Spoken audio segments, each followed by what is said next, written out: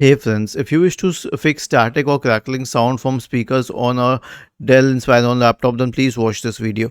Now the first thing is that if you're using VLC media player in this case, make sure that the volume is less than 100 or uninstall it. So search for VLC in the Windows search bar and then click on the downward pointing arrow, select uninstall, search for VLC, three dots, uninstall, uninstall and uninstall it.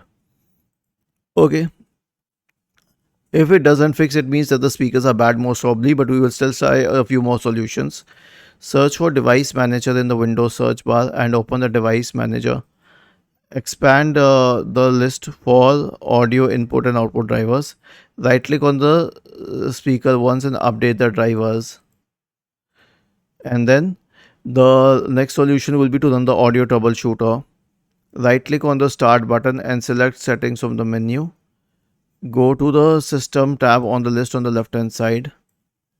Scroll down and select troubleshoot. Select other troubleshooters. Click on run corresponding to the audio troubleshooter. Was this helpful? If yes, then please subscribe to the channel. If not, then let us know in the comment section of the video on how we could help you further. Thank you for watching this video and have a nice day.